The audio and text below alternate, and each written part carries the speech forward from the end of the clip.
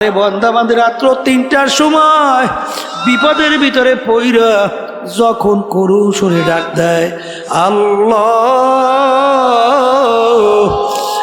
আমার মালিক যদি তখন ঘুমায়া থাকে, আমার মালিক তখন তোর ডাকে কিভাবে সাড়া দেবে? আমার মালিক বলে, বন্দা বান্দি রে, তোর মায়া আমাকে ঘুমাইতে দেয় না। তুই যখন বিপদে পড়ে আমাকে ডাকবি, সঙ্গে সঙ্গে যদি আমি তোর ডাকের সাড়া দিতে পারি, এই দিন আমার বাজানদেরকে বলবো, পর্দা আলে মা বোনদেরকে বলবো, এ দুনিয়াদার পাগল আমার বাবারা, পর্দা আলে মা বোনেরা, ভালো করে মনকে বুঝাও, তারপর কবরে যাও।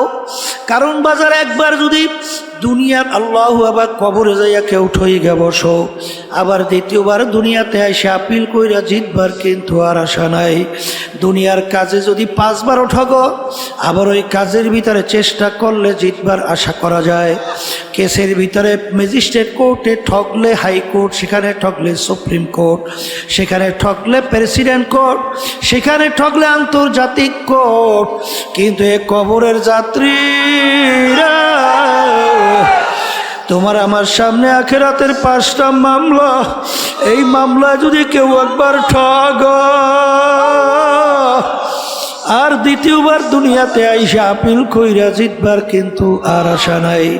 হে আমার আরাম প্রিয় আমার বাবারা, হে বড়লোক আমার বাবারা, হে শৌখিন আমার বাবারা, হে ক্ষমতা সম্পন্ন সম্মানিত আমার বাবারা, আজকে দুনিয়ার দিকে তাকাইয়া দেখো বাজা, দুনিয়া কিন্তু আরামের জায়গা না। দুনিয়া দারুল মেহনে ওয়ালবালা, বালা মুসিবতের জায়গা, কষ্ট ক্লেশের জায়গা। এখানে আরাম চাইলে কোনোদিন কেউ পায় নাই, কেউ কোনোদিন পাবে না। আজকে মাথার নিচে বালিশ না থাকলে ঘুম আসে না, একটু রৌদ্র সূর্যের তাপ সহ্য করা যায় না, একটু পেটে ব্যথা সহ্য করা যায় না, আরে একটা পিটান দিলে সহ্য করা যায় না। কিন্তু আমার বাজানদেরকে বলবো, পর্দা আলে মা বোনদেরকে বলবো, আমার মালিক জাহান্নামের আগুন কিভাবে তৈরি করছেন। আল্লাহু আকবার, আল্লাহু আকবার। আল্লাহর হাবিব বলেন, জাহান্নামের আগুন তৈরি করে আমার মালিক বলেন, ফেরেশতারা জাহান্নামের আগুনকে তেজ করো। 1000 বছর তেজ করতে করতে আগুন হাত্তা মাররত, আগুন একেবারে লাল টকটক হয়ে গেল। আমার মালিক বলেন, এই আগুনে হবে না, আগুন আরো তেজ করো। আবার 1000 বছর পর্যন্ত আগুন তেজ করতে করতে আগুন একেবারে সাদা দবদবে হয়ে গেল। আমার মালিক বলে, আগুনে হবে না, আগুন আরো তেজ করো। 1000 বছর আগুন তেজ করতে করতে হাত্তা সওয়াদাত, আগুন এখন অন্ধকার কালো, অমাবস্যার রাত্রের কালো হয়ে গেল। ওই আগুন এখন জাহান্নামের কালো অবস্থায়, ওই আগুন এমন তেজের আগুন হবে। আমার মালিক বলেন, নারুল্লাহিল মুকাদাতুল্লাতি তাত্তালিউ আলাল আফইদা, শরীরের যে কোনো জায়গায় লাগবে আগুন যাইয়া কলিজা পর্যন্ত পয়সা যাবে। আল্লাহ তুমি আমাকে আমাদের সবাইকে মাফ করিয়া। এ দুনিয়াদার পাগল, আজকে ঠান্ডার ভিতরে শীতের ভিতরে ঘুমানোর জন্য আমরা ল্যাপ ব্যবহার করি, তোষক লাইসা বিছানে শুয়ে পড়ি, বালিশ মাথার নিচে দিয়া ঘুমাই। ওদিকে ফজরের সময় মুয়াজ্জিন আযান দেয়, তুমি নাকটাই না ঘুমাও, নামাজে যাও না। আমার মালিক বলেন, তোর জন্য জাহান্নামের মধ্যে আমি ল্যাপ তোষকের ব্যবস্থা রাখছি। অমিন জাহান্নামা মিহাদু ওয়ামিন ফাওকিহিম গওয়াশ, জাহান্নামের ভিতরে ল্যাপ তোষকের ব্যবস্থা রাখছি। ফেরেশতাদেরকে বলবো, নাফরমানদেরকে জাহান্নামের তোষকের ভিতরে শোয়াইয়া দাও, এরপরে ল্যাপ জাহান্নামের উঠাইয়া দাও। আরে এখন জাহান্নামের ল্যাপ তোষকের চতুর্দিকে আটকাইয়া দাও, এখন জাহান্নামের ল্যাপ তোষকের ভিতরে জাহান্নামের আগুন ধরাইয়া দাও। আল্লাহ আপনি আমাকে আমাদের সবাইকে মাফ কইরা দেন। এই জন্য আমার ভাইদেরকে বলবো, পর্দা আলে মা বোনদেরকে বলবো, আমার মালিক বড় দয়ার মালিক, আমার মালিক বড় মায়ার মালিক। দুনিয়ার স্বার্থ দেখছো। সন্তান অনেক সময় বাপ মাকে মাইরা ফেলায়, মা সন্তানকে মাইরা ফেলায়, বন্ধু বন্ধুকে মাইরা ফেলায়, বাজানে একজন আর একজনকে স্বার্থর বেঘাত ঘটলেই মাইরা ফেলায়। আমার মালিকের সমস্ত নেয়ামত ভোগ করলাম, আমার মালিকের হুকুম না মাইনা আমার মালিকের বিরুদ্ধাচরণ কইরা জমিনের ভিতরে ধপধপ করে হাঁটলাম। আমার মালিক তোমাকে আমার তার জমিন থেকে ভাগাইয়া দেয় নাই, বরং আমার মালিক ডাক দিয়া বলে, কুল ইয়া ইবাদিয়াল্লাযীনা আসরাফু আলা আনফুসিহিম লা তাকনাতু মির রাহমাতিল্লাহ ইন্নাল্লাহা ইয়াগফিরুয যুনুবা জামিআ। বাজা বাজা হর সে হস্তি বাজা, দরকা ফেরো ঘেবরো ভূত পুরুষতি বাজা। এই দরগাহে মা দরগাহে নাউমিদিনী সদবরাগর তওবা শিকাস্তি বাজা। আমার মালিক বলেন, তুই শতবার তওবা ভঙ্গ করছ, এমনকি তুই যদি ভূত পূজার মতো পূজা কইরা তুই অন্যায় কইরা থাকো, খালেস তওবা যদি কইরা দুই হাত আমার দিকে উঠাইয়া তুই চোখের পানি ছাইরা তুই যদি আমাকে ডাক দিতে পারো, হে আমার দয়ার মালিক, নাফরমান তোমার দরবারে হাজির। আমার মালিক বলে, তোকে শুধু আমি মাফ করবো তাই না, তোর জীবনের সমস্ত গুনাহকে আমি নেকের দ্বারা পরিবর্তন কইরা দেব। আল্লাহ রাব্বুল আলামিন আপনাকে আমাকে হুকুম করছেন, ওয়াকুনু মা'আস সাদিকিন, তোমরা সাদিকিন বান্দাদের সঙ্গী হও। আপনি পরীক্ষা করে দেখবেন, যারা হক্কানি ওলামায়ে কেরাম, হক্কানি পীর বুজুর্গ এদের সাথে সম্পর্ক রাখে, তাদের আমল আখলাক, তাদের চরিত্র আচার আচরণ, আর যারা সম্পর্ক রাখে না তাদের আমল আখলাক চরিত্রের ভিতরে অনেক পার্থক্য আছে না? আমি ভুল বলছি? ঠিকই বলছি, কথা ঠিক না? এখন আবার ভাইদেরকে বলবো, আসলে যারা এই কথাগুলো গুরুত্ব দেবে তারা কিন্তু সে অনুযায়ী আমলেও গুরুত্ব দেবে, আর যাদের এই কথাগুলো গুরুত্ব আসবে না তাদের আমলের ব্যাপারেও গুরুত্ব আসবে না। এই আমলের ভিতরে গুরুত্ব না আসার কারণ কি? আল্লাহ রাব্বুল আলামিন ভালো মন্দ এটা বিবেচনার শক্তি মানুষকে আল্লাহ দান করছে না? কোনটা ভালো কোনটা মন্দ এইটা বিবেচনার শক্তি আল্লাহ দান করছে কাদের মধ্যে? গরুর মধ্যে আছে, ভেড়ার মধ্যে আছে, ছাগলের মধ্যে আছে। একটা গরুকে আপনি যত বুঝাবেন, যেই মালিক যদি বলে এই আম গাছটা আমি খুব শখ করে আনছি, দামও অনেক, তোকে আমি আদর যত তো কম করি না, তোকে প্রয়োজন বোধে আরও ভালো ভালো জিনিস খৈর ভুসি সহ সব ব্যবস্থাই করব, কিন্তু এই আম গাছটা খাইস না। কিন্তু গরুকে যত বুঝাবে গরু বুঝবে, কারণ এই বুঝ তো গরুর মধ্যে আল্লাহ দেয় না। এই জন্য দেখবেন পাগলের কোনো হিসাব নিকাশ আছে? ওর কোনো যাজা সাজা আছে? ওর কোনো জেল জুলুম আছে? কারণ যখন প্রমাণিত হবে ও পাগল, তখন ওর ব্যাপারে কোনো কিনা আইন নাই, কিনা হয়। কিন্তু পাগলের চক্ষু আছে না, হাত আছে না, পাও আছে না, অন্য অন্য অঙ্গ প্রত্যঙ্গ আছে না, কিন্তু শুধুমাত্র ওই যে ব্রেইন, ওই যে জেহেন, যার মাধ্যমে ভালো মন্দ বিবেচনার শক্তি আল্লাহ দান করছেন, ওইটা যখন নষ্ট হয়ে যায় তখন কিন্তু তার কোনো গুরুত্ব থাকে না। এই জন্য আমার ভাইদেরকে বলবো, মনে করছেন আমরা ওলামায়ে কেরাম কিছু বুঝি না? আরে বুঝতে শুনলেই তো টুপি রাখছি, বুঝতে শুনলেই তো লম্বা জামা গাই দিছি, বুঝতে শুনলেই তো দাঁড়িয়ে রাখছি, বুঝতে শুনে আল্লাহর রহমতে হারাম থেকে বাইসে থাকার চেষ্টা করি। হজরে মুয়াজ্জিন আজান দেয়, ওই শীতের কনকুইন্ডে ঠান্ডার মধ্যেও ল্যাপ তোষক ফালাইয়া পাগলের মতো উঠা মসজিদে দৌড়ই না। কারণ কি? ভালো করে চিন্তা ভাবনা করে দেখছি এই ব্রেন দিয়া, যে আসলে দুনিয়ার ভিতরে একটাই কিতাব, যেই কিতাবের শুরুতে লেখা আছে যালিকাল কিতাব লা রাইবা ফি। এই যে কিতাবটাকে কোনো ভুল সন্দেহ বলতে কিছু নাই। আজ পর্যন্ত দুনিয়া সৃষ্টির পরে আপনারা জানেন কত ইসলামের শত্রু গেল, এই আল্লাহ রসুলের জমানায়ও ছিল, মাঝখানেও গেছে, বর্তমানেও আছে। আজ পর্যন্ত কোরআন কারীম থেকে ভুল বের করতে পারছে? বরঞ্চ যারাই কোরআনুল কারীম নিয়ে ভুলবাড়া করার চেষ্টা করছে তারাই কিন্তু কালিমা হইয়া মুসলমান হয়ে গেছে। আপনারা জানেন ওই যে কানাডার টরেন্টো হয়েছে কানাডার রাজধানী, সেখানে ইউনিভার্সিটির প্রফেসর ক্যারি মিরল গণিত এবং যুক্তিশাস্ত্রের উপরে পাণ্ডিত্য অর্জন করছে। বাইবেল শাস্ত্রের উপরে এত পাণ্ডিত্য অর্জন করছিল, ধর্মীয় খ্রিস্টানদের ধর্মযাজক তার সঙ্গে যখন আহমদ দিদারের সঙ্গে ডিবেট হয় কোরআনুল কারীম এবং বাইবেল নিয়ে, তখন তিনি কোরআনুল কারীম রিসার্চ করতে যাইয়া এক পর্যায়ে তিনি যখন দেখলেন কোরআনুল কারীমের শুরুতে লেখা আছে যালিকাল কিতাব লা রাইবা ফীহ, এইটা পড়ার পরে তিনি হতভম্ব হয়ে গেছে যে দুনিয়া সৃষ্টির পরে এরকম কোনো ইতিহাস, এরকম কোন নজির নাই যে কেউ আজ পর্যন্ত তার লেখনীর মধ্যে, তার আবিষ্কারের মধ্যে, তার দর্শনের মধ্যে কেউ এরকম চ্যালেঞ্জ দিয়ে বলতে পারছে যে আমার লেখনীতে কোনো ভুল নাই, আমার দর্শনে কোনো ভুল নাই, আমার আবিষ্কারে কোনো ভুল নাই। আজ পর্যন্ত পারছে?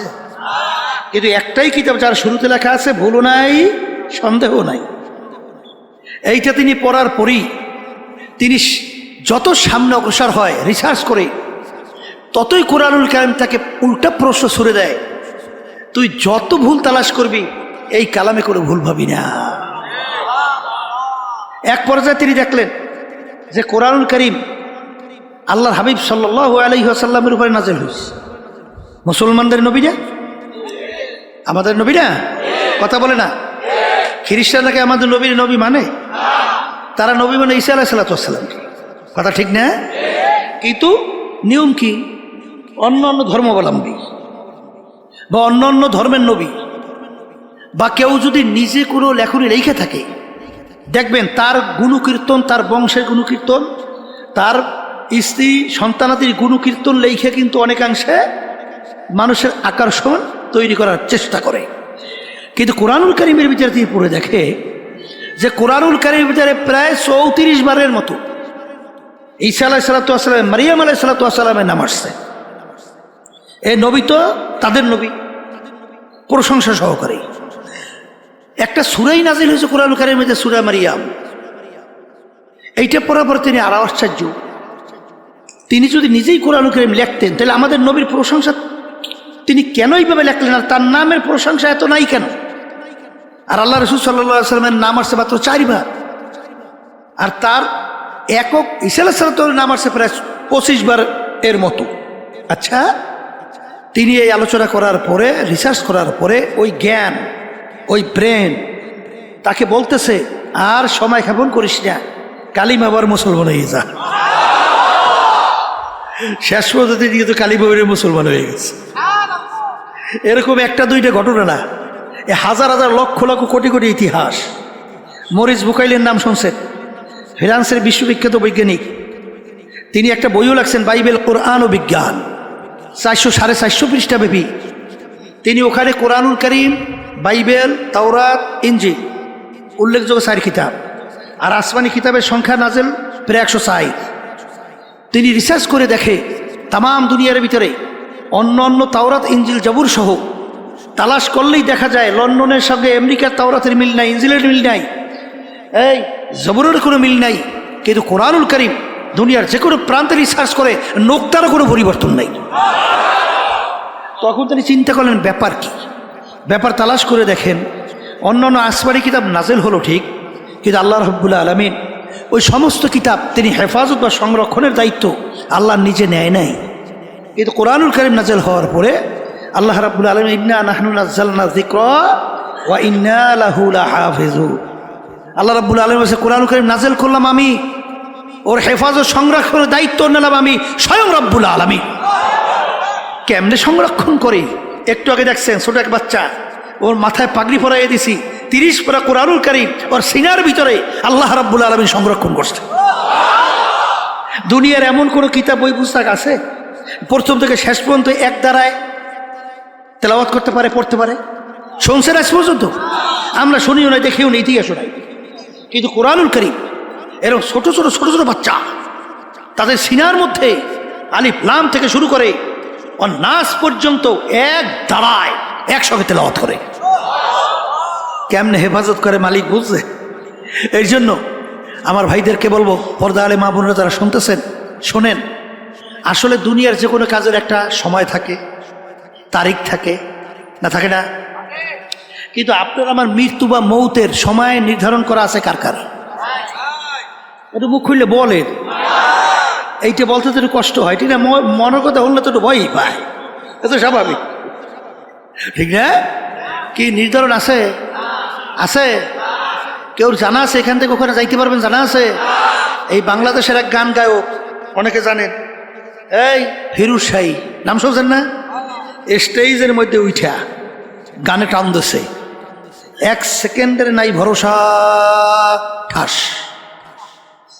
নাই ভরসা, কইতে আছে এর ভিতরে পড়িয়ে গেছে, এর ভিতরে দেখে দুনিয়াতে না।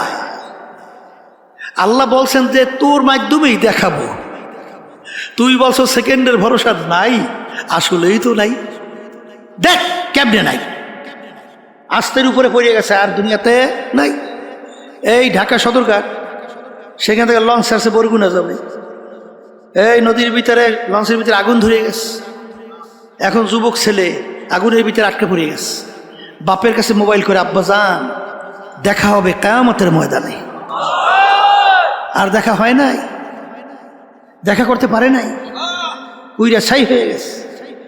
এই জন্য আর বাজানদেরকে বলবো, শোনেন, আল্লাহ এমন কোন ধর্মাবলম্বী নাই যেই ধর্ম, যারা বিশ্বাস করে, হিন্দু, খ্রিস্টান, ইহুদি, অন্যান্য যে ধর্মাবলম্বী, উপজাতি সহ কোন ধর্মাবলম্বী আছে তারা পরকাল বিশ্বাস করেন? এরকম কোন ধর্মাবলম্বী আছে?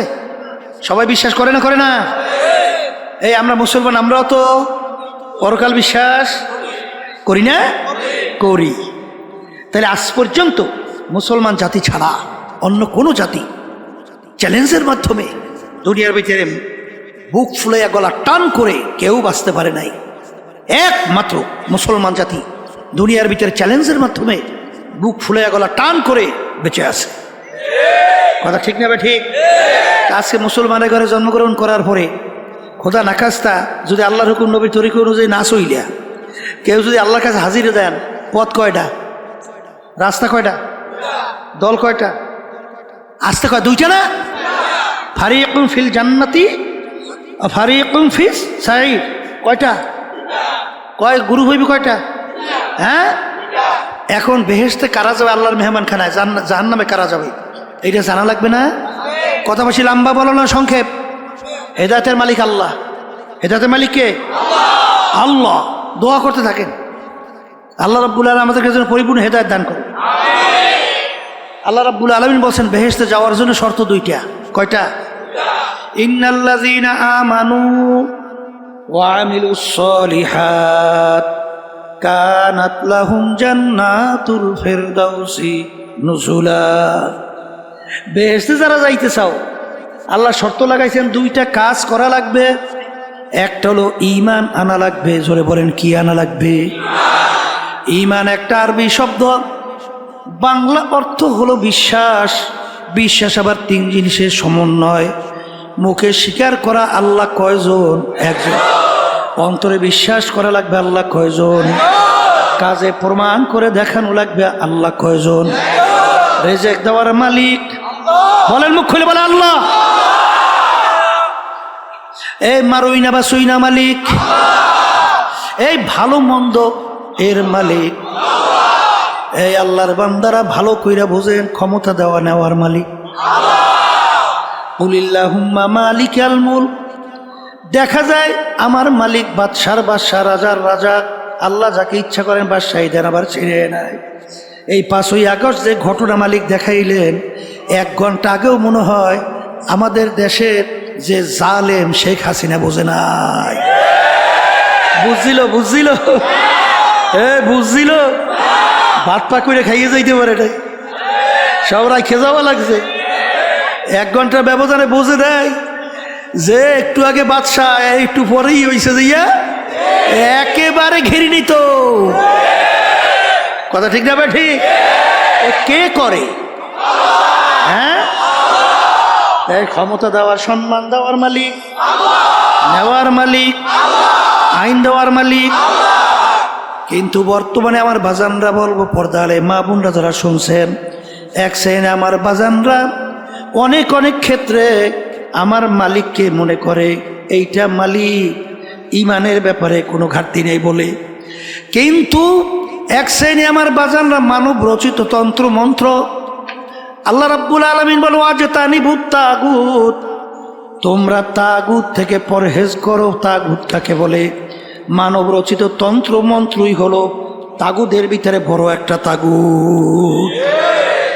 এ আল্লাহর বান্দারা, পর্দালে মা বোনেরা, যে ইঞ্জিনিয়ার তৈরি করে, ওই ইঞ্জিন সম্পর্কে ওই ইঞ্জিনিয়ার ভালো জানে কোন পাইপের ভিতরে মোবিল ঢুকাতে হবে, তৈল ঢুকাতে হবে। কেউ যদি মোবিলের পাইপে তৈল ঢুকায়, কেউ যদি তৈলের পাইপের ভিতরে মোবিল ঢুকায়, ইঞ্জিন ভালো চলবে না ধ্বংস হবে। মানুষ জমি সৃষ্টি করছেন কে? কোন নিয়ম নীতি অনুযায়ী আমার মানুষ যদি দুনিয়ার ভিতরে চলে, দুনিয়াতে শান্তি পাবে, আখেরাতে মুক্তি পাবে, আমার মালিক ভালো জানে না তুমি আর আমি ভালো জানি? হ্যাঁ, মুখে বলি তো ঠিকই, কে যে এক শ্রেণী আমার বাজান, তারা কিন্তু এই মানব রচিত তাগুদের ভিতরে পিছনে জীবন শেষ করছেন। কিন্তু আমার বাজানদেরকে বলবো, পর্দার মা বোনদেরকে বলবো, আমার পে কেউ রাগ কইরা না, ওলামায়ে কেরামদের পরে কেউ রাগ কইরো না রে বাজান।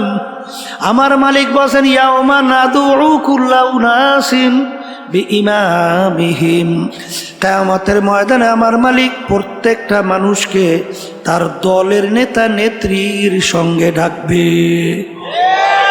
আয়াতের অর্থ ঠিক আছে? এই আয়াতের অর্থ ঠিক আছে?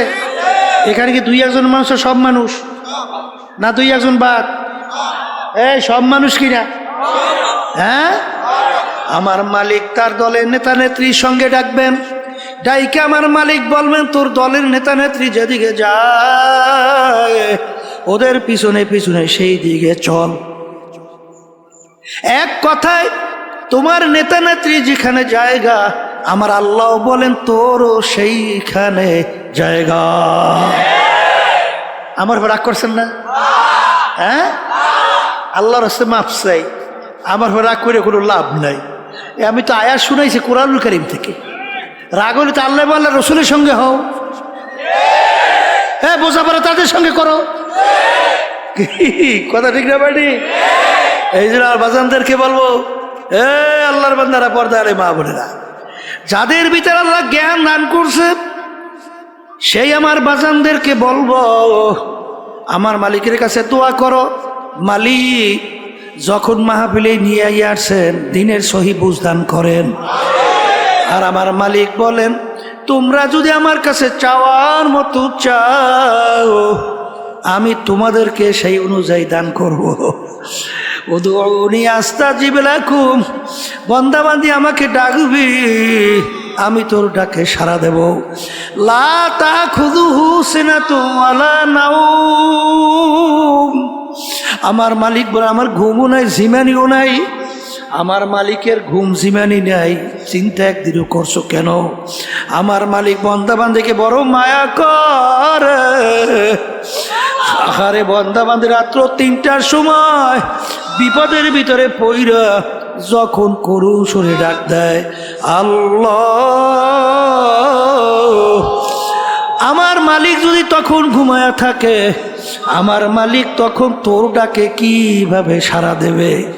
আমার মালিক বলে, বান্দা বান্দি রে, তোর মায়া আমাকে ঘুমাইতে দেয় না, তুই যখন বিপদে পড়ে আমাকে ডাকবি, সঙ্গে সঙ্গে যদি আমি তোর ডাকের সাড়া দিতে পারি। এই দিন আমার বাজানদেরকে বলবো, পর্দালে মা বোনদেরকে বলবো, এ দুনিয়াদার পাগল আমার বাবারা, পর্দালে মা বোনেরা, ভালো করে মনকে বুঝাও, তারপর কবরে যাও। কারণ বাজার একবার যদি দুনিয়ার আল্লাহ আবার কবরে যাইয়া কেউ ঠইগা বসো, আবার দ্বিতীয়বার দুনিয়াতে এসে আপিল কইরা জিতবার কিন্তু আর আশা নাই। দুনিয়ার কাজে যদি 5 বার ঠগো, আবার ওই কাজের ভিতরে চেষ্টা করলে জিতবার আশা করা যায়। কেসের ভিতরে ম্যাজিস্ট্রেট কোর্টে ঠকলে হাইকোর্ট, সেখানে ঠকলে সুপ্রিম কোর্ট, সেখানে ঠকলে প্রেসিডেন্ট কোর্ট, সেখানে ঠকলে আন্তর্জাতিক কোর্ট। কিন্তু এ কবরের যাত্রীরা, তোমার আমার সামনে আখিরাতের 5টা মামলা, এই মামলায় যদি কেউ একবার ঠগ আর দ্বিতীয়বার দুনিয়াতে আইসা আপিল কইরা জিতবার কিন্তু আর আশা নাই। হে আমার আরাম প্রিয় আমার বাবারা, হে বড়লোক আমার বাবারা, হে শৌখিন আমার বাবারা, হে ক্ষমতা সম্পন্ন সম্মানিত আমার বাবারা, আজকে দুনিয়ার দিকে তাকাইয়া দেখো বাজা, দুনিয়া কিন্তু আরামের জায়গা না। দুনিয়া দারুল মেহনে ওয়ালবালা, বালা মুসিবতের জায়গা, কষ্ট ক্লেশের জায়গা। এখানে আরাম চাইলে কোনোদিন কেউ পায় নাই, কেউ কোনোদিন পাবে না। আজকে মাথার নিচে বালিশ না থাকলে ঘুম আসে না, একটু রৌদ্র সূর্যের তাপ সহ্য করা যায় না, একটু পেটে ব্যথা সহ্য করা যায় না, আরে একটা পিটান দিলে সহ্য করা যায় না। কিন্তু আমার বাজানদেরকে বলবো, পর্দা আলে মা বোনদেরকে বলবো, আমার মালিক জাহান্নামের আগুন কিভাবে তৈরি করছেন। আল্লাহু আকবার, আল্লাহু আকবার। আল্লাহর হাবিব বলেন, জাহান্নামের আগুন তৈরি করে আমার মালিক বলেন, ফেরেশতারা জাহান্নামের আগুনকে তেজ করো। 1000 বছর তেজ করতে করতে আগুন হাত্তা মাররত, আগুন একেবারে লাল টকটক হয়ে গেল। আমার মালিক বলেন, এই আগুনে হবে না, আগুন আরো তেজ করো। আবার 1000 বছর পর্যন্ত আগুন তেজ করতে করতে আগুন একেবারে সাদা দবদবে হয়ে গেল। আমার মালিক বলে, আগুনে হবে না, আগুন আরো তেজ করো। 1000 বছর আগুন তেজ করতে করতে হাত্তা সওয়াদাত, আগুন এখন অন্ধকার কালো, অমাবস্যার রাত্রের কালো হয়ে গেল। ওই আগুন এখন জাহান্নামের কালো অবস্থায়, ওই আগুন এমন তেজের আগুন হবে। আমার মালিক বলেন, নারুল্লাহি মুকাদাতুল্লাতি তাত্তালিউ আলাল আফইদা, শরীরের যে কোনো জায়গায় লাগবে আগুন যাইয়া কলিজা পর্যন্ত পৌঁছা যাবে। আল্লাহ তুমি আমাকে আমাদের সবাইকে মাফ করিয়া। এ দুনিয়াদার পাগল, আজকে ঠান্ডার ভিতরে শীতের ভিতরে ঘুমানোর জন্য আমরা ল্যাপ ব্যবহার করি, টোসগুলাইসা বিছানে শুয়ে পড়ি, বালিশ মাথার নিচে দিয়া ঘুমাই। ওদিকে ফজরের সময় মুয়াজ্জিন আযান দেয়, তুমি নাকটাই না ঘুমাও, নামাজে যাও না। আমার মালিক বলেন, তোর জন্য জাহান্নামের মধ্যে আমি ল্যাপটপের ব্যবস্থা রাখছি। অমিন জাহান্নামা মিহাদু ওয়ামিন ফাওকিহিম গওয়াশ, জাহান্নামের ভিতরে ল্যাপটপের ব্যবস্থা রাখছি। ফেরেশতাদেরকে বলবো, নাফরমানদেরকে জাহান্নামের তোষকের ভিতরে শোয়াইয়া দাও, এরপরে ল্যাপ জাহান্নামের উঠাইয়া দাও। আরে এখন জাহান্নামের ল্যাপটপের চতুর্দিকে আটকাইয়া দাও, এখন জাহান্নামের ল্যাপটপের ভিতরে জাহান্নামের আগুন ধরাইয়া দাও। আল্লাহ আপনি আমাকে আমাদের সবাইকে মাফ কইরা দেন। এই জন্য আমার ভাইদেরকে বলবো, পর্দা আলে মা বোনদেরকে বলবো, আমার মালিক বড় দয়ার মালিক, আমার মালিক বড় মায়ার মালিক। দুনিয়ার স্বার্থ দেখছো, সন্তান অনেক সময় বাপ মাকে মাইরা ফেলায়, মা সন্তানকে মাইরা ফেলায়, বন্ধু বন্ধুকে মাইরা ফেলায়, বাজানে একজন আর একজনকে স্বার্থর বেঘাত ঘটলেই মাইরা ফেলায়। আমার মালিকের সমস্ত নেয়ামত ভোগ করলাম, আমার মালিকের হুকুম না মাইনা, আমার মালিকের বিরুদ্ধাচরণ কইরা জমিনের ভিতরে ধপধপ করে হাঁটলাম। আমার মালিক তোমাকে আমার তার জমিন থেকে ভাগাইয়া দেয় নাই, বরং আমার মালিক ডাক দিয়া বলে, উলিয়া ইবাদিয়াল্লাযীনা আসরাফু আলা আনফুসিহিম লা তাকনাতু মির রাহমাতিল্লাহ ইন্নাল্লাহা ইয়াগফিরুয যুনুবা জামিআ। বাজা বাজা हर से हस्ती बाजा দরকাফের ঘেব্র ভূত পুরুষটি ভাজা এই দরগাহে মা দরগাহে নাউমিদিনী সাদবারাগার তওবা সে কাস্তি বাজা। আমার মালিক বলেন তুই শতবার তওবা ভঙ্গ করছ, এমনকি তুই যদি ভূত পূজার মতো পূজা কইরা তুই অন্যায় কইরা থাকো, খালেস তওবা যদি কইরা দুই হাত আমার দিকে উঠাইয়া তুই চোখের পানি ছাইরা তুই যদি আমাকে ডাক দিতে পারো, হে আমার দয়ার মালিক, নাফরমান তোমার দরবারে হাজির। আমার মালিক বলে তোকে শুধু আমি মাফ করবো তাই না, তোর জীবনের সমস্ত গুনাহকে আমি নেকের দ্বারা পরিবর্তন কইরা দেব। এই দয়ার মাওলার ভুইলা, এই মায়ার মাওলাকে ভুইলা কার প্রেমে পড়ছো? যাদেরকে আসলে মনে করো আপন, কেউ তোমার আমার কিন্তু আপন না। আমার মাওলা মায়ের পেটে আপন ছিল, এখনো আপন, কিয়ামতের ময়দানেও আপন, কবরেও আপন, মিজানেও আপন, হাসরেও আপন। আমার মালিককে আপন বানায়া যদি দুনিয়া থেকে বিদায় নিয়ে কবরে শুইতে পারো, কোনো চিন্তা নাই।